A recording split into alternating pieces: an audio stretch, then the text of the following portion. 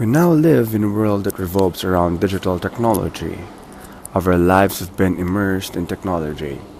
So how much so it's interesting to ask, how far have we become digital residents in this ever-changing and highly complex digital world?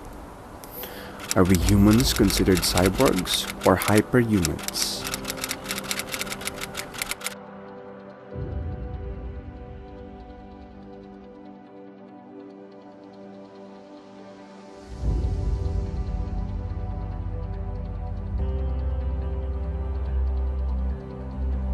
Today, most of us almost could not imagine a life without machines.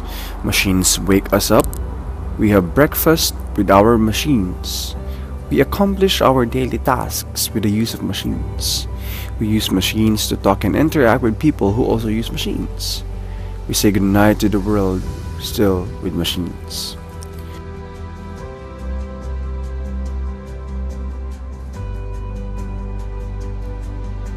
Our cell phones, cars, and laptops have turned us into cyborgs because we use them to do things that we cannot do simply as humans.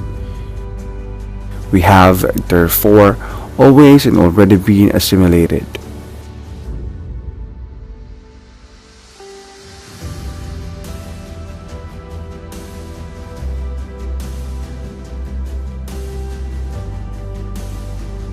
We are already Borg, according to Gunkel 2000.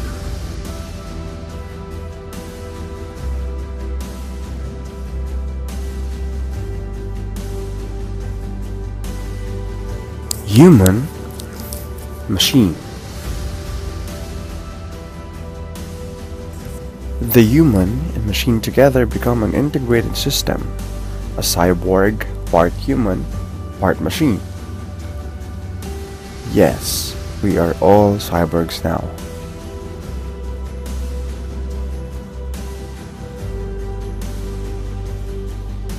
A cyborg is traditionally defined as a system with both organic and inorganic parts, and that each of us who spends most of the day connected to machines is considered a cyborg. Technology is evolving us as we become a screen-staring, button-clicking new version of Homo sapiens. We now rely on external brains, our cell phones, and computers to communicate, to remember. This is according to Amber Case, a famous cyborg anthropologist. Every morning, they sleep next to their phone like it's the most loved person that they've ever met in their entire existence, and they look forward to seeing it every morning, and they compulsively click on these phones all the time. We rely on machines to live our secondary lives, such as our virtual selves in Facebook and social media sites. Everything in their external self. Before, it was all stored in your brain or in another person you would ask. Now there's a bunch of information stored outside of you in a second brain that you carry around in your pocket or you carry around in a bag. So it becomes very important to do that not only often but fast. And the people that can do that the fastest and have the best kind of organizational systems for it will be able to do better in business and social and technology. From a cybernetics viewpoint, the boundaries between humans and machines become almost inconsequential. Technology has been so deeply embedded in our culture, our daily lives, and most especially in our communication with people. When we wish to talk to people, we often say, "I'll text you," or "I'll call you later," or "I'll chat you up." Text, call, chat. These are among other communication gestures that simply could not exist without technology. And the list goes on.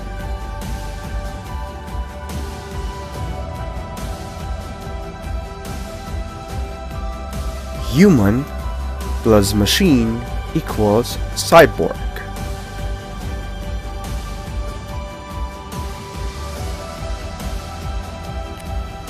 As cyborgs, we are going beyond what only humans as humans could do. The organic and inorganic coexistence could easily transcend human capabilities and across time and space distances. As a result, Machines makes us more human by helping us communicate easier and faster. They have an instantaneous button-clicking culture, and that everything comes to them, and that they become very excited about it and very addicted to it. So if you think about it, the world hasn't stopped either. It has its own external prosthetic devices, and these devices are helping us all to communicate and interact with each other. But when you actually visualize it, all the connections that we're doing right now, this is an image of the mapping of the internet. It doesn't look technological. It actually looks very organic. This is the first time in the entire history of humanity that we've connected in this way. And it's not that machines are taking over. It's that they're helping us to be more human, helping us to connect with each other. The most successful technology gets out of the way and helps us live our lives. And really, it ends up being more human than technology because we're co-creating each other all the time. And so this is the important point that I like to study. Things are beautiful, that it's still human connection. It's just done in a different way. We're just increasing our humanness and our ability to connect with each other regardless of geography. Human plus machine. This coexistence has become inseparable as it continues to evolve and create a world of connections and endless possibilities. Humans naturally seek to perform tasks beyond the limits of the ordinary body. Our bodies have its physical limitations, that is why we heavily depend on technology to aid us. In doing so, our mental and physical abilities are replicated, amplified, and made extraordinary. We are therefore hyperhumans. But what makes us hyperhuman? According to Marshall McLuhan, media are extension of the senses, particularly those of sight and sound. Unlike cyborgs, technology is an extension and not necessarily physical assimilated into us. For example, radio and telephone function as long-distance ears. And visual media, including writing and print, are extensions of the visual function.